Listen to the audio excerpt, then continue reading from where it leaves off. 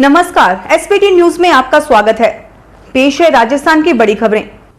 राजस्थान की गहलोत सरकार अंग्रेजों के जमाने से चले आ रहे ऐसे कानूनों को अब खत्म करने जा रही है जिनकी प्रासंगिकता नहीं बची है और इससे सरकारी कामकाज की प्रक्रिया में देरी होती है। सरकार आम आदमी को राहत देने और सरकारी कामकाज की सहूलियत के लिए यह कदम उठा रही है। बीडी कल्ला की अध्यक्षता वाली मंत्रिमंडलीय कमेटी ने विधि विभाग से इस संबंध में 1 माह में रिपोर्ट मांगी है।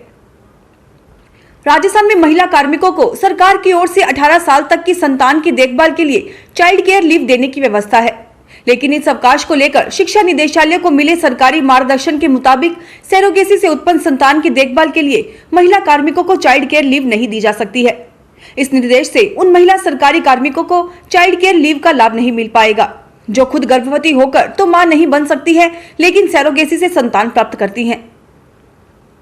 राजस्थान की सभी ग्राम सेवा सहकारी समितियों को खाद, बीज और कीटनाशक बेचान के लाइसेंस जारी किए जाएंगे। समितियों को पात्र बनाने के लिए कृषि विज्ञान केंद्र से संबंधित समिति के पात्र कार्मिकों को इसके लिए प्रशिक्षण प्रदान किया जाएगा। प्रमुख सचिव कुंजीलाल मीणा ने निर्देश दिए कि कोविड गाइडलाइन की पालना करते हुए 15 से 30 सितंबर तक प्रशिक्षण कार्यक्रम की शुरुआत की जाए। सहकारिता रजिस्ट्रार मुक्तानंद अग्रवाल ने बताया कि ब्लॉक लेवल तक आयोजित वीडियो कॉन्फ्रेंस के माध्यम से करीब 4000 सहकार कार्मिकों, जिनमें सहकारी समितियों के व्यवस्थापक, निरीक्षक, सहायक रजिस्ट्रार, उप रजिस्ट्रार, संयुक्त रजिस्ट्रार, अतिरिक्त रजिस्ट्रार सहित कॉन्फेड, सहकारी बैंकों, राजफेड में प्रतिनियुक्त अधिकारियों से रूबरू हुए। केंद्रीय जांच एजेंसी प्रवर्तन निदेशालय यानी ईडी ने राजस्थान के जयपुर में एक बड़ी कार्रवाई को अंजाम देते हुए इंडियन नर्सिंग काउंसिल के पूर्व सदस्य महेश चंद्र शर्मा और उनके बेटे मोहित शर्मा को गिरफ्तार कर लिया है। 4 सितंबर की शाम को उन दोनों आरोपियों को गिरफ्तार करने के बाद जयपुर स्थित स्थानीय अदालत में पेश किया गया। कोर्ट ने 10 दिनों के पुलिस रिमांड के बाद दोनों को ईडी की कस्टडी में भेज दिया है। प्रदेश में बरसात का दौर लगभग समाप्त हो गया है। शनिवार को प्रदेश के कुछ एक हिस्सों को छोड़कर प्राय अधिकांश जगहों से बरसात गायब रही। प्रदेश में श्रीगंगानगर, बीकानेर, पिलानी और फलौदी में हल्की बरसात हुई। राजधानी जयपुर में मौसम विभाग के मुताबिक रविवार को मेघ गर्जन के साथ हल्की से मध्यम बरसात हो सकती है। विभाग के मुताबिक प्रदेश में आमतौर पर मौसम शुष्क रहेगा, कहीं कहीं बूंदाबांदी हो सकती है। राज्य सरकार की जन विरोधी नीतियों को लेकर भाजपा ने एक बार फिर अपने कार्यक्रम में बदलाव किया है। आने वाली 8 और 10 सितंबर को होने वाले धरना प्रदर्शन कार्यक्रम को भाजपा ने निरस्त कर दिया है। अब केवल चुनिंदा नेता, उपखंड अधिकारी और कलेक्टर को ज्ञापन देंगे। प्रदेश मुख्य प्रवक्ता रामलाल शर्मा ने बताया कि कार्यक्रम यथावत निर्धारित 8 और 10 सितंबर को होंगे, लेकिन शीर्ष नेतृत्व के निर्देश पर अब केवल ज्ञापन दिया जाएगा। इसमें भी कार्यकर्ताओं की संख्या को सीमित कर दिया गया है। राजस्थान में उपनेता प्रतिपक्ष राजेंद्र राठौड़ ने कहा है कि प्रदेश में पिछले एक पखवाड़े से कोरोना के संक्रमित मरीजों की संख्या तथा इससे होने वाली मौतों के आंकड़ों से जाहिर है कि कोरोना का सामाजिक विस्तार हो चुका है। राज्य में कोरोना से संक्रमित होने वालों का आंकड़ा प्रतिदिन 1500 से अधिक हो गया है। साथ ही मृत्यु का आंकड़ा भी प्रतिदिन 13 से 15 हो गया है। यह गंभीर चिंता का विषय है।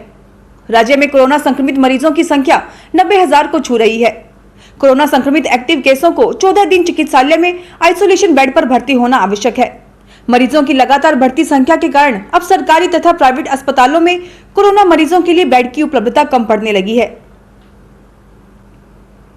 रेलवे ने नीट और जेईई एग्जाम को देखते हुए जयपुर से 3 अलग अलग शहरों के लिए ट्रेन चलाने का निर्णय लिया है। हालांकि इन ट्रेनों में कोई भी रिजर्वेशन करवाकर यात्रा कर सकता है। रेलवे के प्रमुख प्रवक्ता अभय शर्मा के अनुसार ये ट्रेनें पूरी तरह से रिजर्व हैं, यानी इन ट्रेनों में साधारण टिकट से यात्रा करना पूर्णतः प्रतिबंधित रहेगा। तीनों ट्रेनों का शेड्यूल जारी किया गया है। मूंग की फसल में कीटों का प्रकोप होने से गांवों में इन दिनों किसान फसल पर कीटनाशक दवाओं का स्प्रे करते नजर आ रहे हैं। मूंगों की बुआई से अब तक किसान करीब 3 स्प्रे कर चुके हैं, पर इस साल कई प्रकार की लट के साथ ही मच्छर व अन्य कीटों पर दवाइयां कारगर नहीं हो रही हैं। अलग अलग रंग की लट व अन्य कीट मूंग की फसल के उत्पादन को चट कर रही हैं। और अब खबरें श्रीगंगानगर हनुमानगढ़ जिले की। श्रीगंगानगर जिले में शनिवार को 10 कोरोना पॉजिटिव आने के साथ ही आंकड़ा 944 तक पहुंच गया है। वहीं राहत की बात यह है कि अब तक 577 मरीज ठीक हो चुके हैं और अन्य भी सामान्य स्थिति में हैं।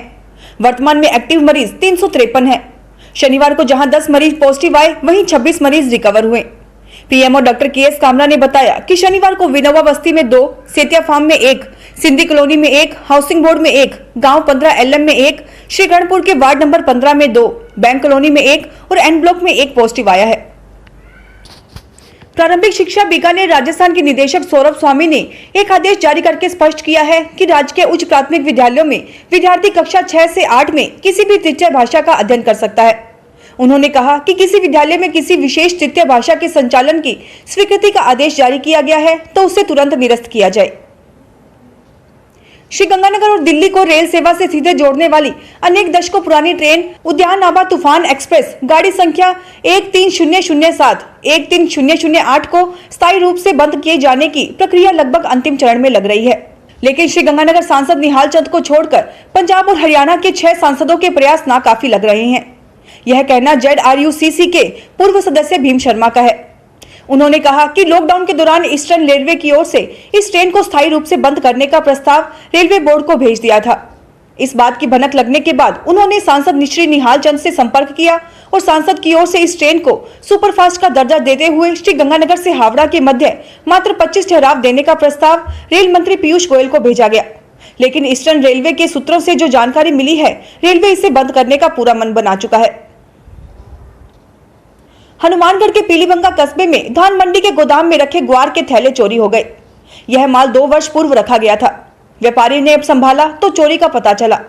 पुलिस ने व्यापारी की रिपोर्ट पर मुकदमा दर्ज किया है। व्यापारी प्रदीप कुमार ने पुलिस को रिपोर्ट में बताया कि धान मंडी में जे ब्लॉक में स्थित गोदाम में 2 वर्ष पूर्व 295 थैले ग्वार रखा था। इनमें से 95 थैले अज्ञात व्यक्ति चोरी करके ले गया। श्रीगंगानगर पुलिस कप्तान राजन दुष्यंत ने एक आदेश जारी करके साधु शहर पुलिस थाना प्रभारी बलवंत राम को हटाकर पुलिस लाइन में भेज दिया है। उनके स्थान पर पुलिस लाइन से CI सतवीर मीणा को लगाया गया है। श्रीगंगानगर में पंजाब नेशनल बैंक द्वारा शिक्षक दिवस पर गुरु नानक गर्ल्स कॉलेज की व्याख्याता श्रीमती रेणु मिड्डा को शिक्षा के क्षेत्र में अनुकरणीय कार्य करने के लिए उत्कर्ष शिक्षक सम्मान से गुरु नानक गर्ल्स कॉलेज में सम्मानित किया गया। हनुमानगढ़ के पीलीबंगा कस्बे में होटल राज के सामने से एक मोटरसाइकिल चोरी हो गया। पुलिस ने अज्ञात चोरों पर मुकदमा दर्ज किया है। पुलिस के अनुसार वार्ड नंबर 14 निवासी मनीष अरोड़ा ने रिपोर्ट दी कि वह 8 अगस्त को रात्रि 8 बजे होटल पर खाना खाने आया था। खाना खाने के बाद वापस आया तो बाइक बाहर नहीं थी। फिलहाल इस बुलेटिन में इतना ही, फिर हाजिर होंगे और बड़ी खबरों के साथ। SBT न्यूज की वीडियो देखने के लिए हमारे चैनल को सब्सक्राइब करें और नोटिफिकेशन पाने के लिए बेल आइकन को प्रेस करें।